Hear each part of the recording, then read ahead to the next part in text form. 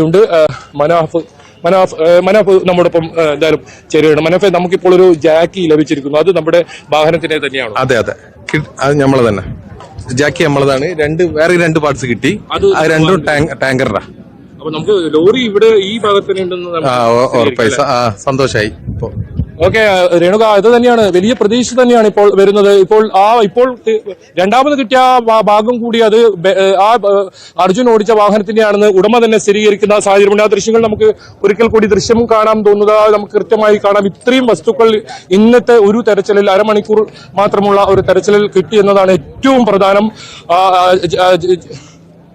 ദൃശ്യങ്ങൾ കൃത്യമായി നമുക്ക് കാണാം. ഇതെല്ലാം ഈ വാഹനത്തിനാണെന്ന് ഉടമ മനാഫ് സ്ഥിരീകരിച്ചിരിക്കുന്നു. എന്തായാലും ലോറിക്ക് അരികിലേക്ക് ഈ രക്ഷാ ദൗത്യ സംഘം എത്തുന്നു എന്ന് വേണം നമുക്ക് ഇതിൽ നിന്നും മനസ്സിലാക്കാൻ, ഇതിൽ നിന്നും പറയാൻ. എന്തായാലും ഈ ഭാരത് ബെൻസ് ലോറിയുടെ വസ്തുക്കളാണ് ഇപ്പോൾ കിട്ടിയിരിക്കുന്ന. ഈ ദൃശ്യങ്ങളിൽ കാണുന്ന മുഴുവൻ വസ്തുക്കളും ജാക്കി ഉൾപ്പെടെയുള്ള വസ്തുക്കൾ അത് ചെറിയ സമയം കൊണ്ടുള്ള തെരച്ചിൽ കണ്ടെത്തിയതാണ്. അങ്ങനെയാണെങ്കിൽ നാളെ വിപുലമായ തെരച്ചിൽ, ആ തെരച്ചിൽ ഇപ്പോൾ ഈ ജാക്കി ഉൾപ്പെടെ കിട്ടിയ ആ മേഖലകൾ കേന്ദ്രീകരിച്ചായിരിക്കും. അങ്ങനെയെങ്കിൽ ഈ വാഹനത്തിനരികിലെത്താൻ വളരെ പെട്ടെന്ന് തന്നെ ആകുമെന്ന് തന്നെയാണ് നമ്മൾ പ്രതീക്ഷിക്കുന്നതും. എന്തായാലും നിർണായക വിവരങ്ങളാണ് ഷിരൂരിൽ നിന്ന് ലഭിക്കുന്നത്. ഗംഗാവലിയിൽ 2 നോട്ട്സായി ഒഴുക്ക് കുറഞ്ഞതിനെ തുടർന്നാണ് ഇന്ന് ഈശ്വർ മാൽപ്പയും സംഘവും അവിടെ തെരച്ചിൽ നടത്തിയത്. വെറും അരമണിക്കൂർ മാത്രം നീളുന്ന തെരച്ചിലിൽ വാഹനത്തിന്റെ ഭാഗങ്ങൾ കണ്ടെത്തിയിരിക്കുന്നു എന്ന നിർണായക വിവരമാണ് ഷിരൂരിൽ നിന്ന് വരുന്നത്.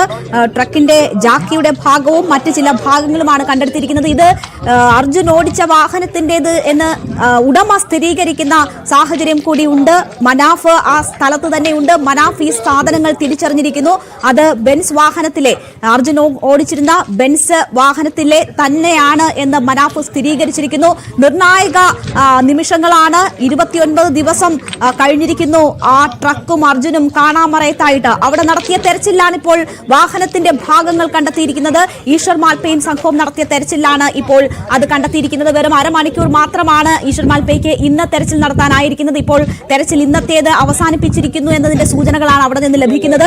നാളെ പൂർണ്ണതോതിൽ അവിടെ തെരച്ചിലുണ്ട്. NDRFന്റെയും മറ്റും നേതൃത്വത്തിൽ നാളെ പൂർണ്ണതോതിൽ തെരച്ചിൽ നടക്കുന്നു എന്ന് അറിയിച്ചിട്ടുണ്ട്. അത് വലിയ പ്രതീക്ഷ നൽകുന്നതാണ്. അതിനു മുൻപ് നടത്തിയ തെരച്ചിലിൽ തന്നെ വാഹനത്തിന്റെ ഭാഗങ്ങൾ കണ്ടെത്താനായതുകൊണ്ട് തന്നെ നാളത്തെ തെരച്ചിൽ വളരെ പ്രധാനപ്പെട്ടതാകുന്നു. ഒരുപക്ഷെ നാളെ ലോറി കണ്ടെത്താൻ കഴിയുമെന്ന പ്രതീക്ഷ അത് നൽകുകയാണ്.